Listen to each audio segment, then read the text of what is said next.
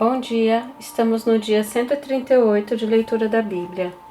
Começaremos com Atos, capítulo 25. Paulo é levado a Festo e apela para César. 3 dias depois de ter assumido o governo da província, Festo saiu de Cesareia e foi para Jerusalém. E logo os principais sacerdotes e os maiorais dos judeus lhe apresentaram queixa a respeito de Paulo. Contra ele pediram a Festo o favor de mandar que ele fosse trazido a Jerusalém. É que eles tinham armado uma emboscada para matar Paulo no caminho. Festo, porém, respondeu que Paulo continuaria preso em Cesareia e que ele mesmo, muito em breve, partiria para lá. E concluiu: aqueles de vocês que estiverem habilitados me acompanhem, e havendo contra este homem qualquer crime, acusem-no. E não se demorando entre eles mais de 8 ou 10 dias, foi para Cesareia. No dia seguinte, assentando-se no tribunal, ordenou que Paulo fosse trazido. Quando Paulo chegou, os judeus que tinham vindo de Jerusalém ficaram em volta dele, fazendo muitas e graves acusações contra ele, as quais, entretanto, não podiam provar. Então Paulo, defendendo-se, disse: nenhum pecado cometi contra a lei dos judeus, nem contra o templo, nem contra César. Então Festo, querendo assegurar o apoio dos judeus, perguntou a Paulo: você gostaria de ir a Jerusalém e ser ali julgado por mim a respeito destas coisas? Paulo respondeu: estou diante do tribunal de César, onde convém que eu seja julgado. Não fiz mal nenhum aos judeus, como o Senhor sabe muito bem. Se de fato pratiquei algum mal ou crime digno de morte, estou pronto para morrer. Se pelo contrário não são verdadeiras as coisas de que me acusam, ninguém pode me entregar a eles. Apelo para César. Então Festo, tendo falado com o conselho, respondeu: já que apelou para César você irá. Festo expõe a Agripa o caso de Paulo. Passados alguns dias, o rei Agripa e Berenice chegaram a Cesareia a fim de saudar Festo.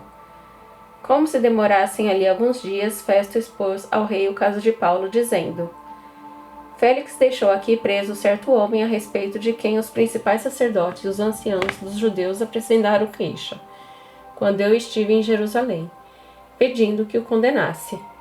Eu lhes disse que não é costume dos romanos condenar quem quer que seja, sem que o acusado tenha presentes os seus acusadores e possa defender-se da acusação. Assim, quando eles vierem para cá sem nenhuma demora no dia seguinte, assentando-me no tribunal, determinei que o homem fosse trazido. Levantando-se os acusadores, não mencionaram nenhum dos crimes de que eu suspeitava. Traziam contra ele algumas questões referentes à sua própria religião e particularmente a certo morto chamado Jesus, que Paulo afirma estar vivo. Estando eu perplexo quanto ao modo de investigar essas coisas, perguntei-lhes se queria ir a Jerusalém para ali ser julgado a respeito disso. Mas, havendo Paulo apelado para que ficasse em custódia para o julgamento de César, ordenei que o acusado continuasse detido até que eu o enviasse a César. Então Agripa disse a Festo: eu também gostaria de ouvir este homem. Festo respondeu: amanhã você poderá ouvi-lo. Festo de novo fala a Agripa. De fato, no dia seguinte, vindo Agripa e Berenice com grande pompa, tendo eles entrado na sala de audiência juntamente com oficiais superiores e homens eminentes da cidade, Paulo foi trazido por ordem de Festo. Então Festo disse: Rei Agripa e todos os senhores aqui presentes, vejam este homem, por causa de quem toda a multidão de judeus recorreu a mim, tanto em Jerusalém como aqui, clamando que não convinha que ele vivesse mais. Porém, eu achei que ele não tinha feito nada que fosse passível de morte. Entretanto, tendo ele apelado para o imperador, resolvi mandá-lo para lá. Entretanto, a respeito dele, nada tenho de mais concreto que possa escrever ao imperador. Por isso, eu o trouxe à presença dos senhores, e especialmente à sua presença, ó rei Agripa, para que, feita a arguição, eu tenha alguma coisa que escrever. Porque não me parece razoável enviar um preso sem mencionar, ao mesmo tempo, as acusações que existem contra ele. Rute, capítulo 1. Elimeleque e a sua família em Moabe. Nos dias em que os juízes julgavam, houve fome na terra de Israel. E um homem de Belém de Judá foi morar por algum tempo na terra de Moabe, com a sua mulher e seus 2 filhos. Este homem se chamava Elimeleque, e a sua mulher se chamava Noemi. Os filhos se chamavam Malom e Quilion. Eram efrateus de Belém de Judá. Foram à terra de Moabe e ficaram ali. Algum tempo depois, Elimeleque, o marido de Noemi, morreu e ela ficou sozinha com os 2 filhos. Estes casaram com mulheres moabitas. O nome de uma delas era Orfa e o nome da outra era Ruth. E ficaram ali quase 10 anos. Depois morreram também Malom e Quilion, os 2 filhos de Noemi. E assim ela ficou sozinha, sem os 2 filhos e sem o marido. Noemi e Ruth vão para Belém. Então Noemi voltou da terra de Moabe com as suas noras, porque ainda em Moabe ouviu que o Senhor havia se lembrado do seu povo, dando-lhe alimento. Assim ela saiu do lugar onde havia morado e as 2 noras estavam com ela. Enquanto caminhavam, voltando para a terra de Judá, Noemi disse às suas noras: Vão agora e voltem, cada uma para a casa de sua mãe, e que o Senhor seja bondoso com vocês, assim como vocês foram bondosas com os que morreram e comigo. O Senhor faz com que vocês sejam felizes, cada uma na casa de seu novo marido. E deu um beijo em cada uma delas.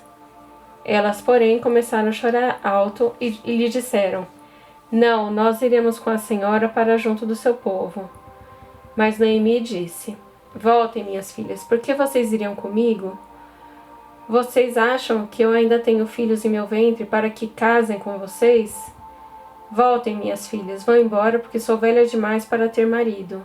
E ainda que eu dissesse, tenho esperança, ou ainda que casasse essa noite e tivesse filhos, será que vocês iriam esperar até que eles viessem a crescer? Ficariam tanto tempo sem casar? Não, minhas filhas, a minha amargura é maior do que a de vocês, porque o Senhor descarregou a sua mão contra mim. Então, de novo, choraram em alta voz. Orfa, com um beijo, se despediu de sua sogra, porém Ruth se apegou a ela. Então Noemi disse: Veja, a sua cunhada voltou para o seu povo e para os seus deuses. Vá você também com ela. Porém Ruth respondeu: Não insista para que eu a deixe nem me obrigue a não segui-la. Porque aonde quer que você for, eu irei, e onde quer que pousar, ali pousarei eu. O seu povo é o meu povo e o seu Deus é o meu Deus. Onde quer que você morrer, morrerei e aí eu serei sepultada. Que o Senhor me castigue se outra coisa que não seja a morte me separar de você. Quando Noemi viu que Ruth estava mesmo decidida a acompanhá-la, deixou de insistir com ela. Então ambas se foram até que chegaram a Belém.